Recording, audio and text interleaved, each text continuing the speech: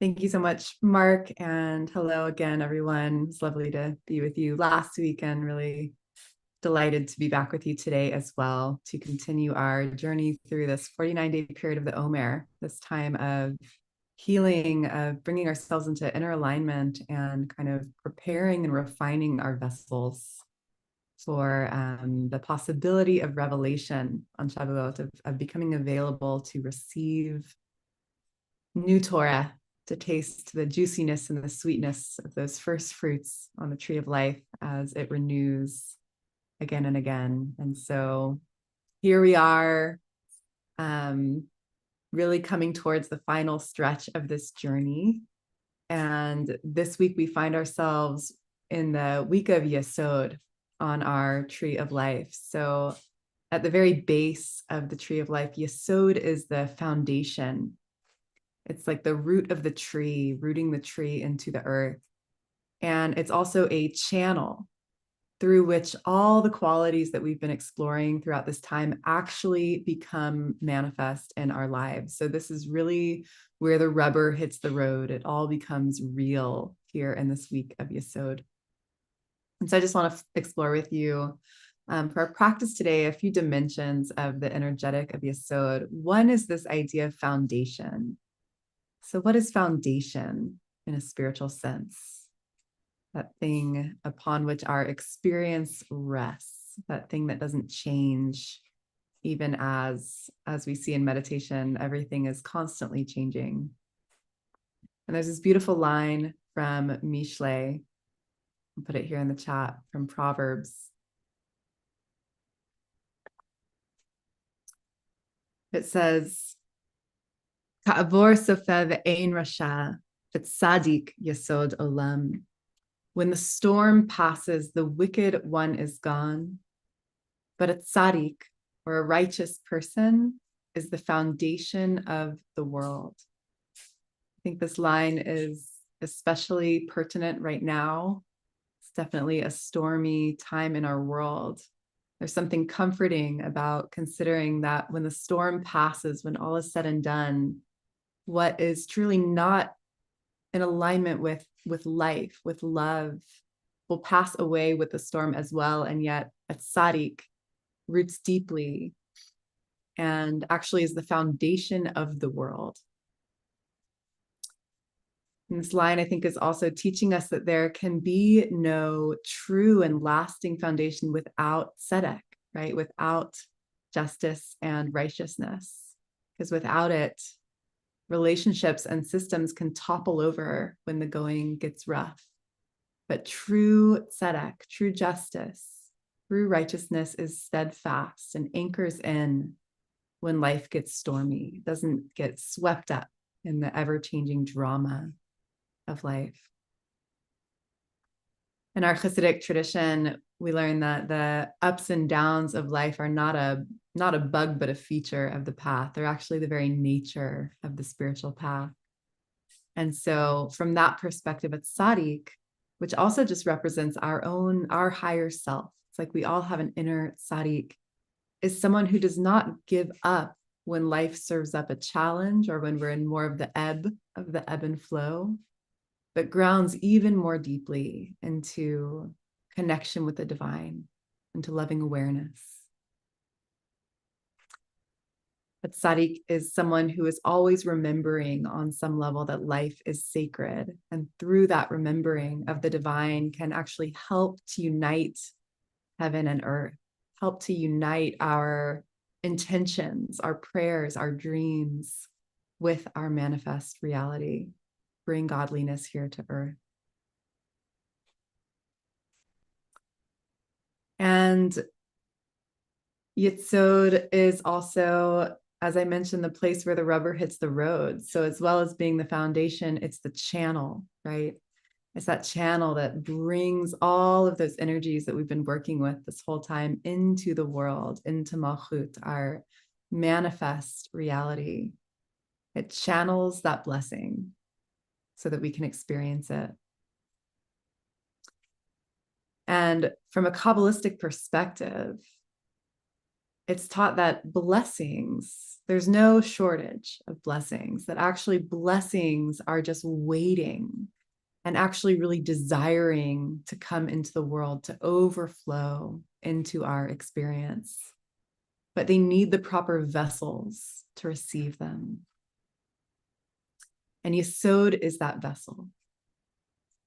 So you can imagine that all of this blessing, this life energy that comes from above, is being shaped and refined and sorted out through all of the Sefirot. And so by the time it reaches Yesod, it's ready to be channeled into Malchut, into our world. This is where thought becomes action. This is where our dreams and intentions become real through this channel of Yesod. But the channel needs to be ready, right? Or if there isn't an open channel or a vessel that is suitable for all that blessing, then they can't land, even as much as they seek to overflow into our lives. And so what would it mean to make ourselves into a fitting vessel to receive that blessing?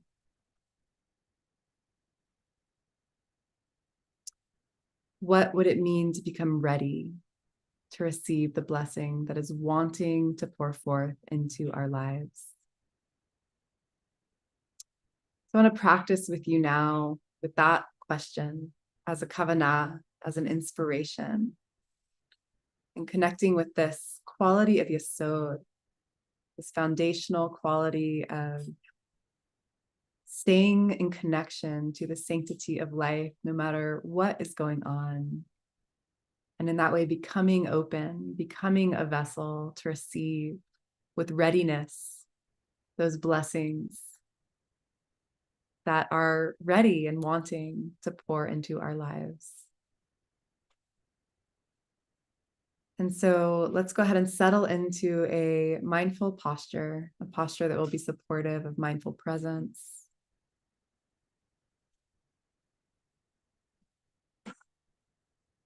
Finding that sense of both relaxation and alertness. Settling into your seat.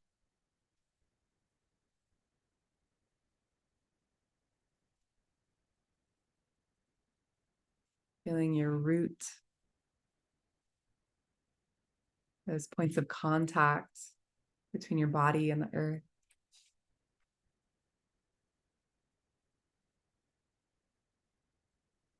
Inviting yourself more fully here into the present moment.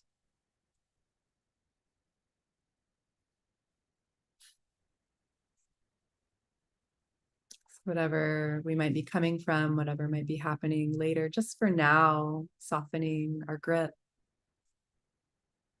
Just for now, inviting ourselves to simply be, to be here.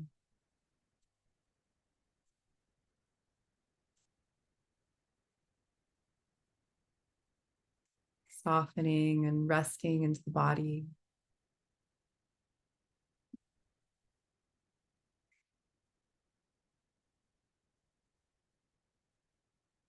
Allowing the mind to rest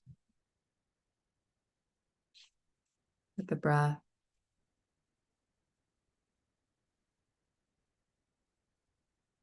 Or somewhere else in the body.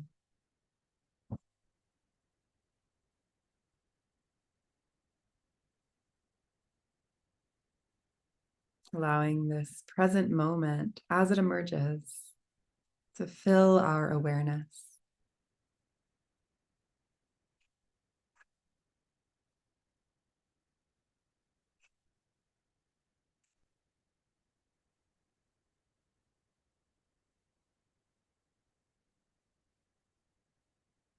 Awareness itself as a foundation.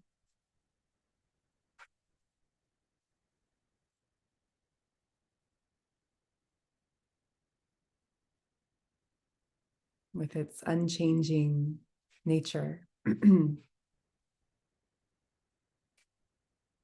place to return to again and again as the mind wanders.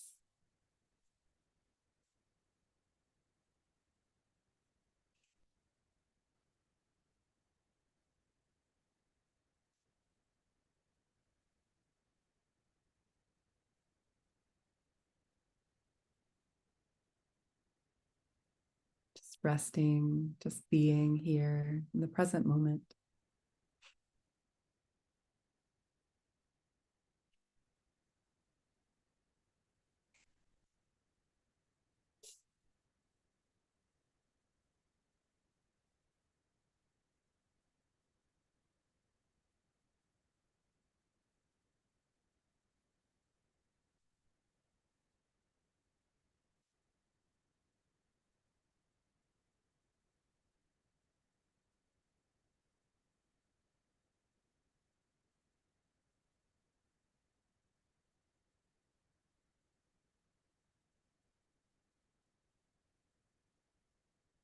And resting here in this presence, I invite you to bring to mind something that you really are longing for.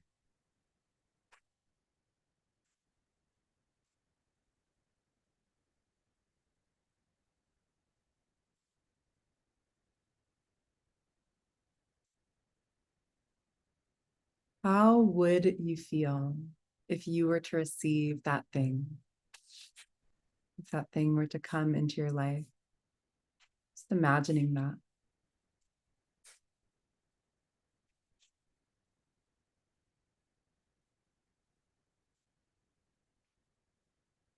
How would it feel in your body, in your heart?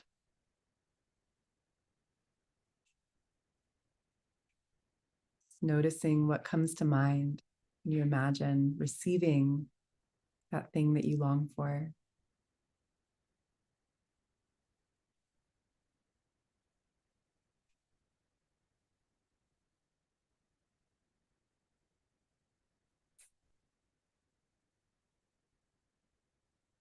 And if you knew that it was coming, how would you feel in this moment?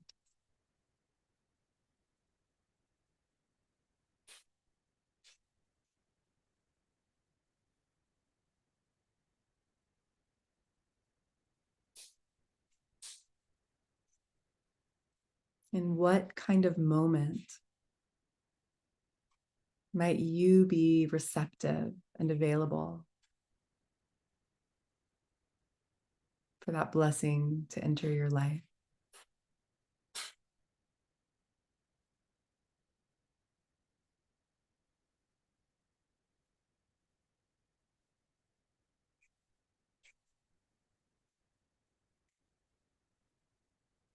What would it feel like to embody the vessel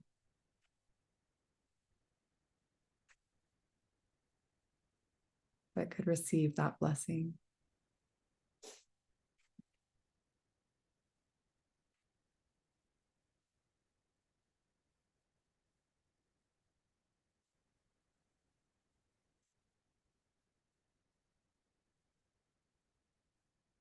Noticing what is arising, images, feelings,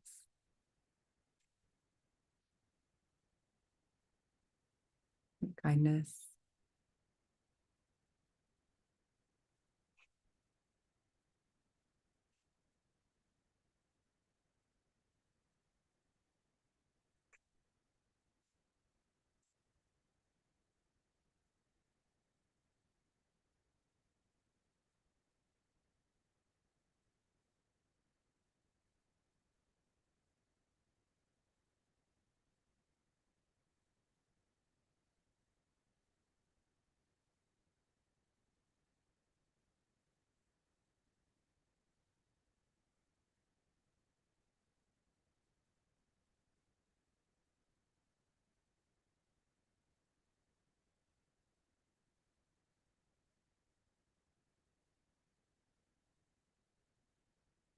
Cook teaches that when we really want something, we should pray not necessarily for that thing, but to become ready, to become available and receptive, to become a fitting vessel.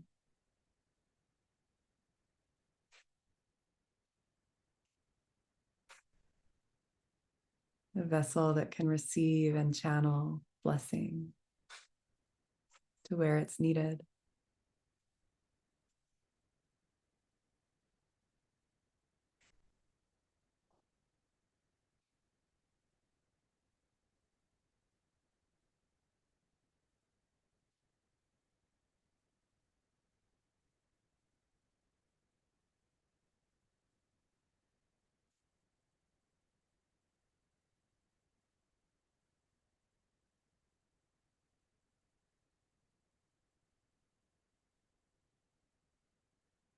Just resting here in this felt sense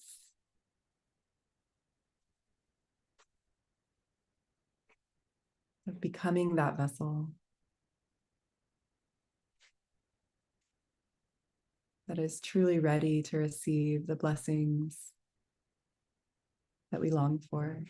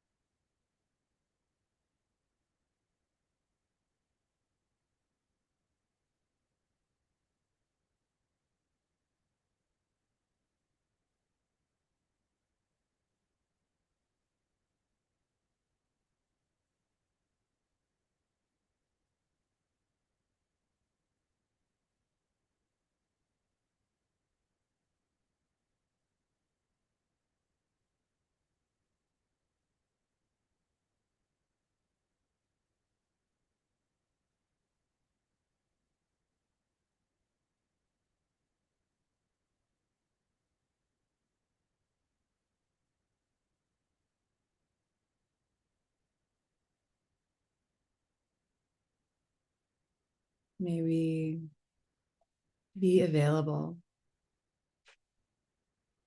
to receive the blessings that our souls long for, to bring them into the world.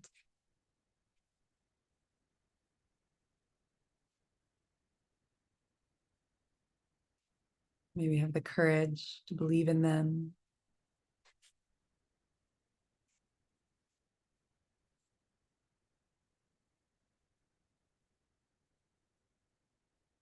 May we remember that the foundation of our lives is really our everyday actions, no matter how mundane. So let's just take a few minutes to imagine the rubber hitting the road here, or when the practice comes off the cushion and into your life.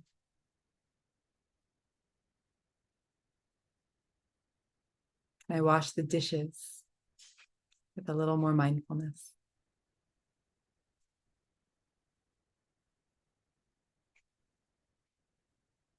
And I listen a little more deeply when people are speaking to me.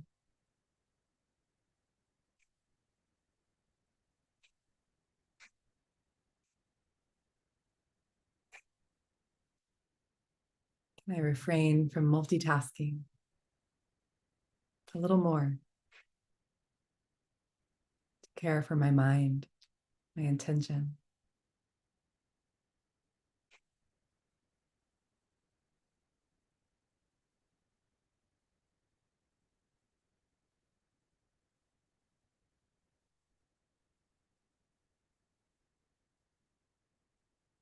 And through these intentions, may we grow in our remembrance of the divine and in our remembrance of who we truly are, our potential, that inner tzaddik.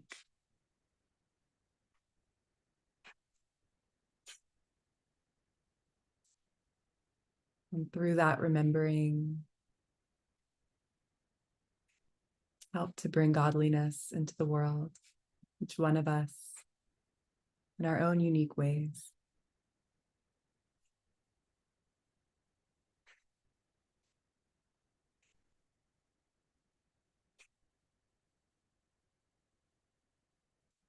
I'll conclude our meditation with a quote from Rhea Elias, who says, "The truth has legs, it always stands. When everything else in the room has blown up or dissolved away, the only thing left standing will always be the truth."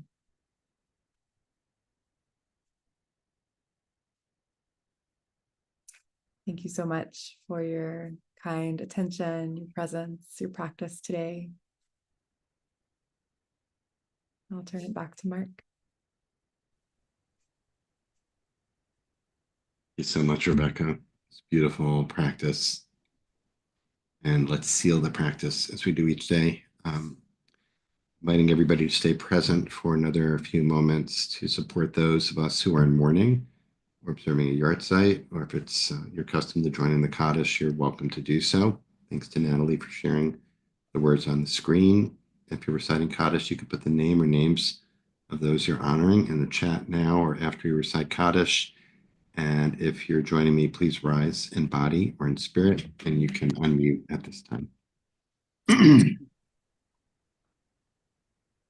Yitkadal, Yitkadal v'yitkadash, Yitkadal me v'yitkadash, rabba, me rabba, alma dibra, divara v'yutech, Melech v'amlichutech, Vayecho, v'yachon Vayecho, u'vyomechon, Vayetachon, Yisrael, Israel, Hagala, Hagala Zman, v'zman kariv imaru, Amen. Amen. Heshme Rabba Barach, Maya, Yitbarach, Yishtabach, Yishtarabach, Yitzman, V'yitnaseh, Tadar, Yitadar Dalet, v'Tala, Al Shemech, Shemesha, Shaber, Ilan, La Kol Minchon, Birchata, Abashakatan, Shabata, Bashakatan, Bechata, Katan, Bnechata, Meron Be'alma Zman, v'imahu, Alma, Shalama Rabba Shemaya, Shlama Rabbanu Nobel Shemaya, Israel, Im Haminu Amen. Yisrael, Shalom Amen. Bimromav, Uya Asa Shalom Aleinu Be'eretz Israel, Shalom Uyeshbei Aleinu, Tevel, Israel, Amen. Hakuyu Yisrael,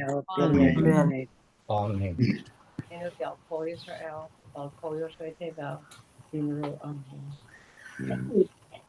Amen.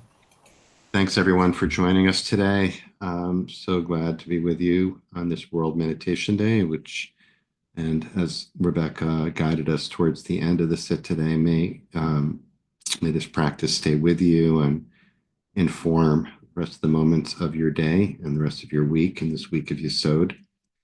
Thanks to Natalie Rushinoff for holding our text space today, and Rebecca Schisler for leading us so skillfully as always today. And if you're leaving now, hope you'll join us tomorrow. Allison Cohen will be leading us tomorrow at our usual time. On Friday, I'll be guiding us to sit together into Shabbat at our usual time at 12:30 on Friday. So hope to see you then. And everyone's invited to stay on for conversation with Rebecca about this teaching or to share reflections. So if you have a question you'd like to ask Rebecca, please put it in the chat. If it's a question, please write question all in caps, and I'll keep an eye out for that. But also feel free just to share your reflections on your experience with the guidance that the beautiful guidance she offered today. So, boy, it's a lot there, Rebecca. Thank you so much. First of all, I just thought that verse from Proverbs is such a. I would like to blow that one up, I think, and put it on my wall for a while. Keep looking at that every day. It would be very, very sustaining. So thank you for that reminder. I guess what I would like to this invitation there were so many different dimensions, but one of the things that really resonated with me was this message about receiving blessing and what would it feel like to receive blessing.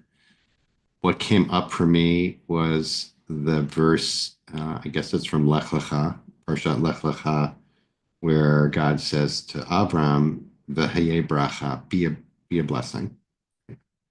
Be a blessing. It's basically the mission statement of the Jewish people. Be a blessing. You know? And it's interesting that it doesn't say receive a blessing, take in a blessing, but it says be a blessing. And that, here's where my mind was going was, well, that tzaddik is Yesod Olam. What's the connection between blessing and tzaddik? And I was thinking, well, a tzaddik is somebody who really is a transmitter of blessing, right? Is a channel of blessing. So at some point you're using the word vessel, and Yesod is kind of this metaphor for being a vessel. And I was thinking about different kinds it could be a vessel that receives, like there are cooking vessels, and then there are vessels that are channels. I was thinking that, well, that's what I'm aiming for. I'm aiming to be a vessel, a channel. So I wanted to invite you to talk a little bit about in Jewish spiritual practice, just like really on a practical level. You brought it up at the end. You were talking about being a little bit more mindful here, listening a little bit more deeply, being a little more attentive in washing the dishes, etc. In these little moments where we become a channel. So, a kli, the Hebrew term is kli, vessel, instrument.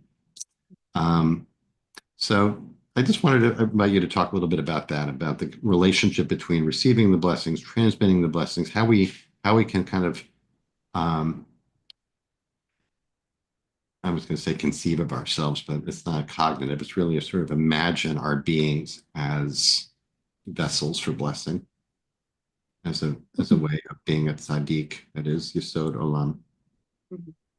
Yeah, thank you, Mark.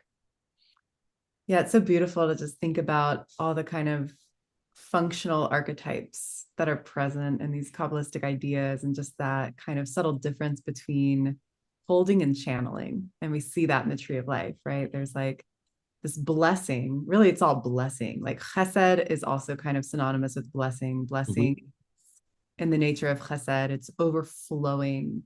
It comes from an infinite source. It wants to overflow into our world. And it needs the channels, right? It needs the containers to actually direct it to where it wants to go. And all of the Sefi wrote, all of these qualities that are helping to refine that energy so that it can actually be experienced by us as human beings in Malchut. They're all kind of vessels and channels. It's like the energy kind of sticks around chesed for a while, or gevur, it's getting refined, and then it flows, right? And then it like flows. I think the same thing is true sometimes in our lives. I know it's been true for me in certain situations in my life, relational situations, interactions, things I've been a part of. There are moments where I really feel like I'm holding something. Maybe I'm holding another person, or I'm just holding a feeling that feels like it really needs to be felt. And that's a way of loving, and that's a way of serving and helping that energy to come alive and to move. And then there are other moments of really feeling more like a channel, like I'm here to really help transmit and really help this energy flow, and kind of from a place of deep listening, speak, right? And help transmit something. And so what is it, like when we think about channeling, and I think it's so fundamental to the Jewish spiritual path, this whole idea that we are channels, that we are blessing channels. And really, this is a prophetic tradition. That's the Jewish tradition, right? So this idea of being designed in a unique and specific way as a kind of instrument for that divine song to come through is very prevalent in our tradition. Yeah. And what does it take to really become that instrument, right? To kind of get out of the way so that it's like, I'm the violin, God is the musician, right? And that subtle Mhm. difference between the stress of feeling like I need to create the music versus actually my kind of limited self can get out of the way and become open to that greater song to flow through. That's a very good segue to a question that's in the chat from Susan and Carl about how can we be vessels to receive blessing, even with that which with all that is unhealed within us, which I think is alluding to there being a blockage there. Mm. So, my instinct there is that what you just said is kind of a little bit of an antidote to that, which is that, like, who am I? Who am I to receive this blessing? Who am I to pass on this blessing? Uh-huh. And you reframe it by saying, well, that's not me. I'm just getting myself out of the way so I can allow this to go through me in Right. some way, right? It changes how can I be worthy enough to be able to do that versus the given that I am worthy and I'm just allowing this to go through me. Nevertheless, we're human, and 99% of the time we're not going to be able to be in that state. So Yeah. it's really a good question. How do we do that when we notice, there's something that's not healed within us that's blocking the channel, right? Yeah, it reminds me of this verse in Shemot when Moses encounters God at the burning bush, and God says, "You have to go do this big job and tell Pharaoh to let the people go." And Moses is like, "I have a lisp, like I can't talk. How are you gonna like? What do you mean I have to like say all this big stuff?" And God says to Moses basically like, "Who do you think made you? Who made you with your lisp, right? Mhm. Who made speech?" And it's like, even in all of our perceived imperfections, is there a way that we can acknowledge that there's divine design in all of it? That isn't actually about being perfect. And I can just say for myself, and I'm thinking maybe specifically around like moments when I'm teaching, or let's say I'm helping a friend who's going through a hard time. If I'm in that kind of place in my head that's like, I need to get this right, I need to be perfect in some way, there's a lot more blockage in the channel. That's my experience. And Mhm. for me, what really helps me, I think, get out of the way for that real flow. Mhm. Sure, we've all experienced this, is really when I connect back to my heart. Mhm.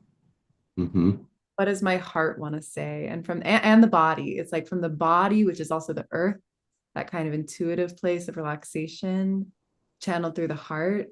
That for me personally is really like my way in. And I'm sure we've all had those experiences of like a difficult moment with someone or comforting someone or whatever it might be, and suddenly like words come out of your mouth that are perfect to meet the moment, and you're like, who said that? Was that me? Right. And yeah, I do think it has a lot to do with the heart. Yeah. Yeah. Um, Harris has a beautiful observation about receiving a blessing is different than receiving a gift. He's wrote that we haven't received a blessing until we transmit it to others. So it's really quite a beautiful way of transforming that kind of receiving, that having the illusion of receiving the blessing and then realizing, oh no, this is just meant to move through me towards others. So I want to invite you to say a little bit more, even though it was subtle and beautiful about it is World Meditation Day. It's not World Meditation half hour or 15 minutes. It's a day. So I want to lift up what you were saying about the practice of taking it off the cushion, off the mat, going, doing the dishes, and the small interactions about how to practice this in those moments. Like you gave a couple of very specific examples, but maybe just to lift that up a little bit, I think is great. Yeah. I can say, when I think for myself, when I kind of do this exercise, say I'm really longing for something, I have a big prayer in my life. And I do this exercise of imagining, well, what would it feel like to receive that? What kind of state of being would actually feel receptive, where that prayer could actually land, that blessing? Mhm. And there might be subtle differences depending on what it is that I'm really longing for, but there's always one thing that is, I think, common always is this posture of receptivity, is this slowing down, this presence, this actually being, fully available to my life. Mhm. So I don't know who said this often quoted line that how you do anything is how you do everything. And, when we are wanting to cultivate that kind of presence, that quality of presence, I think where it comes into Yesod, where the rubber hits the road really is in these mundane moments. And I think for all of us to look in our lives and just notice it throughout our day. What are the moments where we get lost? What are the moments when we're just not here anymore? For me, sometimes if I'm on a Zoom meeting and it's slow, I kind of mindlessly start opening my email or whatever. That's a moment. That's a moment for me to track, like, oh, I'm losing presence. Can I bring a greater intention there? Or unloading the dishwasher and just doing it really fast. I don't know why. It's unconscious. It's like, oh, can I just slow down? Brushing my Mhm. slow down. Mhm. Mhm. I think that those small moments over time actually create the foundation of our life and of our presence. And those are some very practical ways in to becoming more available. Yeah, great. And I think a key of what you just said also, and you said it during the meditation too, is just a little, right? Which was extremely helpful. Um, that those kind of very small, micro, incremental, little shifts, or even just noticing it, right? Whether we can do it or not. Just noticing it is a great start. Like saying, like, whether because those habits are so ingrained and reactions are so strong, then it becomes an opportunity to practice compassion and saying, like, I can't, I'm having a hard time slowing down here, but I see that I could. I see that this is a moment when I could. So just starting there, I think, is really great. So that's a great invitation for all of us. I don't know what you're talking about in terms of checking email or things like that, but I understand We're that on a Zoom meeting with you, Mark. yeah, not many people are at Ever.